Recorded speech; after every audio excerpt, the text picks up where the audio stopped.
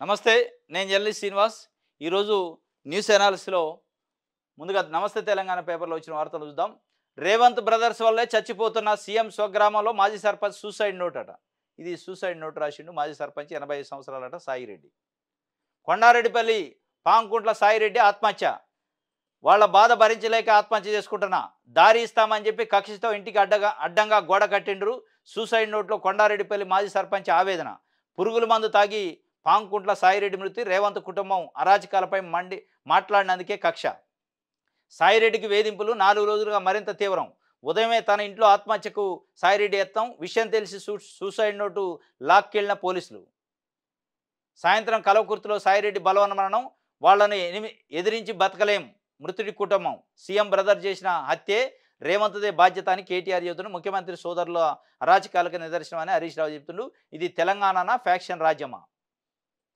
పాముకుంట్ల సాయిరెడ్డి అట 13 ఏళ్ళు సర్పంచ్గా పనిచేసిండట కొండారెడ్డిపల్లికి. ఆయన ఇంటికి పోయే దారిని మూసేసిండట రేవంత్ రెడ్డి సోదరుడు.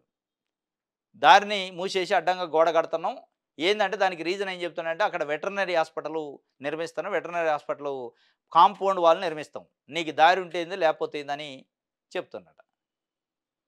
ఒక మనిషికి ఇల్లు ఉంటే ఆ ఇంటికి దారి ఇవ్వాల్సిన బాధ్యత ప్రభుత్వాన్ని, యంత్రాంగాన్ని. ఉన్న దారిని మూసే యంత్రాంగం కానీ ప్రభుత్వం ఎక్కడన్నా ఉంటుందా?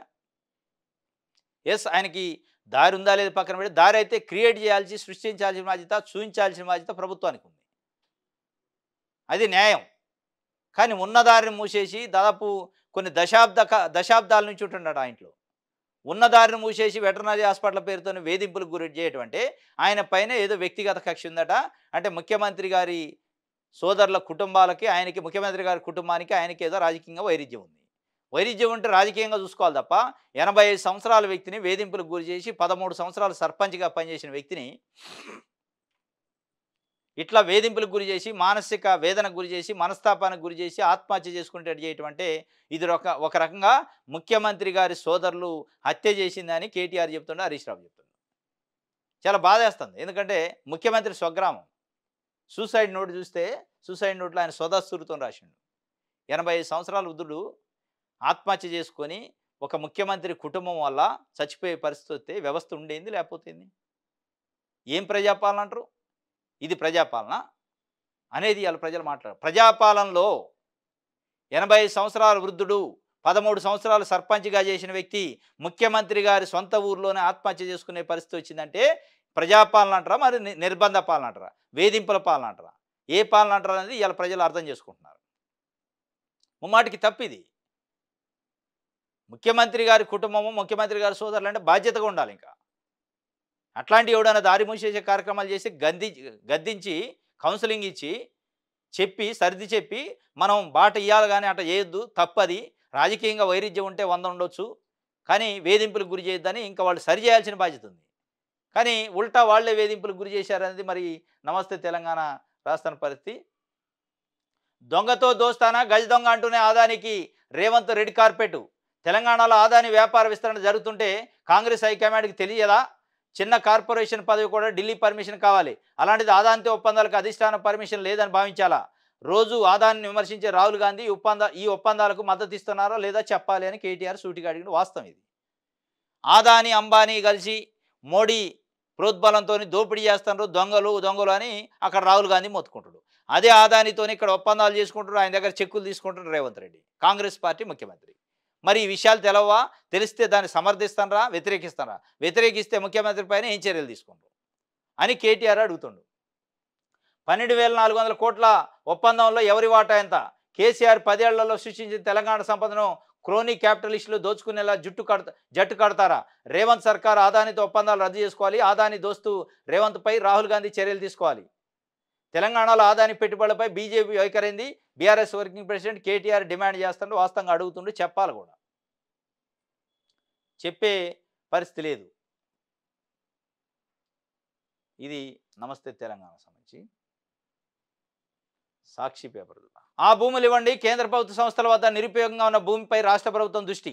10,000 ఎకరాలకు పైగా ఉన్నట్లు గుర్తించిన రెవెన్యూ యంత్రాంగం మార్కెట్ రేట్ ప్రకారం ఆ భూముల విలువ 45,000 కోట్ల పైనే. కేంద్ర సంస్థలకు ప్రభుత్వం ధర చెల్లించి తీసుకునే యోచనలో సర్కారు. దీనిపై ఇప్పటికే కేంద్రానికి లేఖ రాసిన రాష్ట్ర సర్కారు. హర్యానాలోనూ ఇదే తరహా డిమాండ్ ఉందంటున్న రెవెన్యూ వర్గాలు. కేంద్రం సానుకూలంగా స్పందిస్తే రాష్ట్ర ఖజానా కాసుల పంటేనని ఆలోచన. ఆ భూములు అటు ఇవ్వండి, మేము అమ్ముకుంటాం అంటున్నారు. కేంద్ర ప్రభుత్వానికి ఇచ్చిన భూములు మళ్ళీ మాకు ఇవ్వండి, డబ్బులు కడతాం, మేము అమ్ముకుంటాం. 45,000 కోట్లు వస్తాయట. అంటే అమ్మి పరిపాలన చేస్తారేమో. ప్రజలకు ఉన్న భూములు అమ్మి పరిపాలన చేసే పరిస్థితికి వచ్చింది. ఇవ్వండి మాకు తొందరగా అమ్ముతాం అనే పరిస్థితికి వచ్చింది. 45,000 కోట్ల రూపాయల మార్కెట్ ధర ఉందట. వాటిపైన కన్నేశారు. దాన్ని తెచ్చుకుంటారు, అమ్మేస్తారు. ఇక అమ్మేసి వాటిని తీసుకొచ్చి మీకు రైతు బంధు ఇచ్చిన పప్పు బెల్లం లేక పంచుతారు. ఇక ఇది ప్రజాపాలనలో జరుగుతుంది. ఇవ్వండి అంటున్నారు.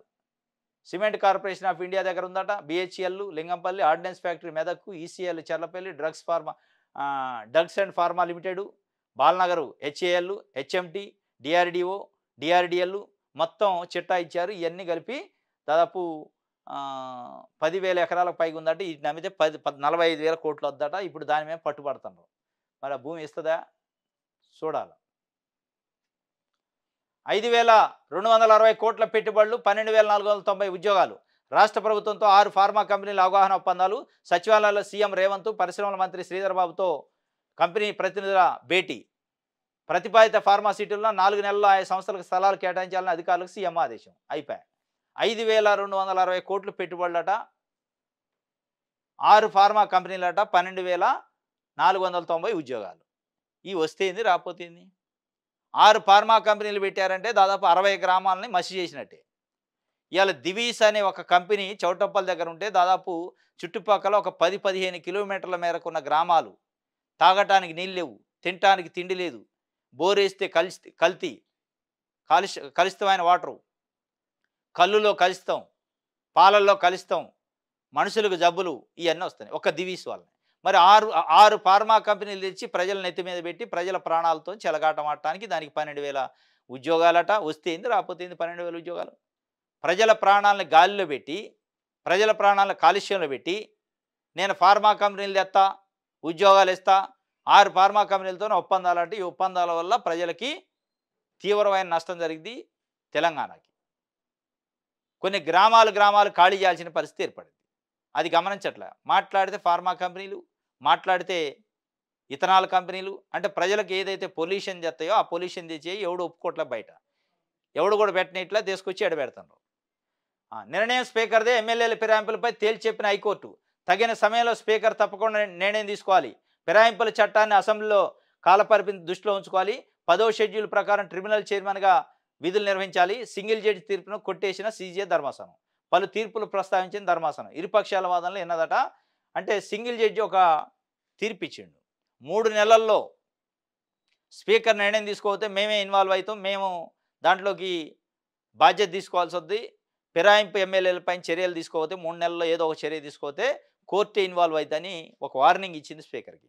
దానిపైన అప్పీల్కి పోయారు ఫిరాయింపు ఎమ్మెల్యేలు. పోతే స్పీకర్ని అట్లా దబాయించి స్పీకర్ని ఆర్డర్ చేసే అధికారం ఒక రాజ్యాంగ వ్యవస్థ. స్పీకరు, కోర్టు కూడా ఒక రాజ్యాంగ వ్యవస్థ ఇంకొక రాజ్యాంగ వ్యవస్థను ఆర్డర్ చేసే అధికారం లేదు. స్పీకర్ని ఏదో వాళ్ళ కింద పనిచేసేటోడు లెక్క ఆర్డర్ చేసింది హైకోర్టు అని సింగిల్ జడ్జి ఇచ్చిన తీర్పుని డివిజన్ బెంచ్ కొట్టేసింది.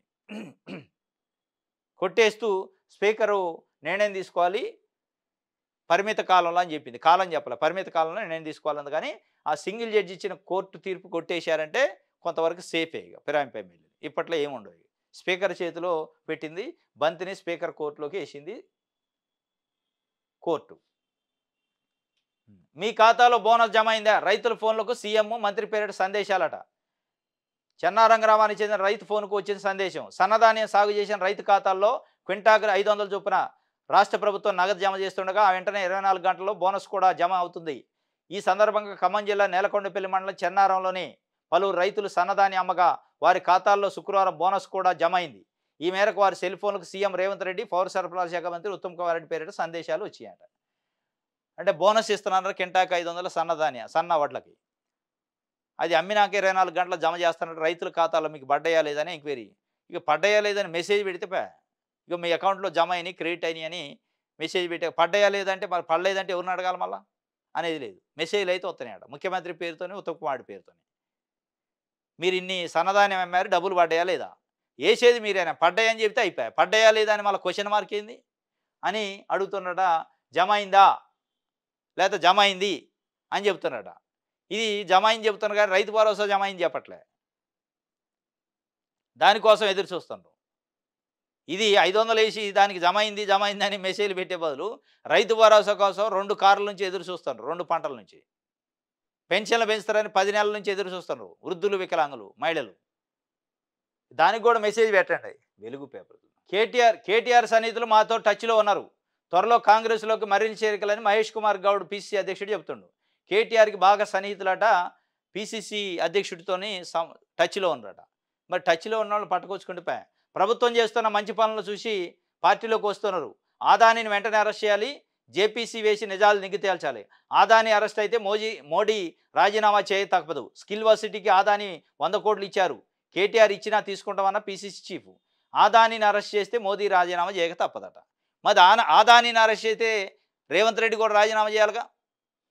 రేవంత్ రెడ్డి కూడా డబ్బులు తీసుకుండగా ఆయన కాడ 100 కోట్లు ఇస్తే తీసుకుంటాం అంటాడు. అంటే దొంగ ఇచ్చినా గజ దొంగ ఇచ్చినా తీసుకుంటారు డబ్బులు. మరి ఆదానితోనే ఒప్పందాలు రామన్నపేటలో సిమెంట్ ఫ్యాక్టరీలో ఏదో పెట్టడానికి ఒప్పందాలు చేసుకుంటున్నారట. మరి దానికి రేవంత్ రెడ్డి రాజీనామా చేయాలా? ఆయన చెప్తుండు పిసిసి అధ్యక్షుడు గారు, ఆదానిని వెంటనే అరెస్ట్ చేయాలి, జేపీసీ ఏర్పాటు చేయాలి, నిజాలు నిగ్గు తేల్చాలి. ఆ నిజాలతో పాటు రేవంత్ రెడ్డికి ఆదానికి ఉన్న సంబంధాల నిజాలు కూడా బయట పెట్టాలని కేటీఆర్ అడుగుతుండు, బీఆర్ఎస్ పార్టీ అడుగుతుంది. వాస్తవం అది. అదే నోటితో తిడితే అదే నోటితో డబ్బులు తీసుకుంటే, అదే నోటితో గజ దొంగ అంటే అరెస్ట్ చేయాలంటే, అరెస్ట్ చేయాల్సినంత తప్పున్న వ్యక్తి గజ దొంగ దగ్గర 100 కోట్ల రూపాయలు ఎట్లా తీసుకుంటారు? మళ్ళీ ఎవరు ఇచ్చినా తీసుకుంటా అంటున్నారు. దొంగలు దోపిడీదారులు తీసుకొచ్చి ఇచ్చినా తీసుకుంటారు డబ్బులు. అంటే అది అవుననే చెప్తుండు. కేటీఆర్ ఇచ్చినా తీసుకుంటా. కేటీఆర్ ఇస్తే తీసుకోండి, ఆయన పొలిటీషియను. కానీ ఆదాని దొంగ గజ దొంగ 10 ఏళ్ళ నుంచి దోపిడీ చేసిన నోటి దగ్గర 100 కోట్లు తీసుకొని మళ్ళీ దాన్ని సమర్థించుకుంటే ఎట్లా అంటారు? ఎట్లా అర్థం చేసుకోవాలి ప్రజలు? చెరువులకు ఎఫ్టీఎల్ బఫర్ జోన్ నిర్ధారిస్తాం, చెరువుల్లో కొత్త నిర్మాణాలను అడ్డుకోవడంపై హైడ్రా లక్ష్యం. అయిపోయింది, సప్పబడ్డాడు రంగనాథ్ హైడ్రా కమిషనర్ రంగనాథ్ గారు సప్పబడదు. పేదోళ్ళ ఇల్లు కూర్చున్నాక మంచి స్పీడ్లో ఉండు. సున్నం చెరువులో, నల్ల చెరువులో పేదోళ్ళ ఇల్లు నేలమట్టం చేశాక చల్లబడ్డాడు. ఎందుకు? ఇక ఈ తర్వాత ఫామ్ హౌస్లకు పోవాలిగా. ఫామ్ హౌస్లకు పోయేటాలక కట్ చేశారు. కత్తెర పెట్టి టక్కనంట కట్ చేశారు పవర్ వైరు. కట్ చేయగానే ఆయనకు గుర్తొచ్చింది, ఎఫ్టీఎల్ బఫర్ జోన్ నిర్ధారిస్తాం ఫస్ట్, ఇక నుంచి చెరువులలో ఇల్లు కట్టకుండా చూస్తాం, ఇక నుంచి అట.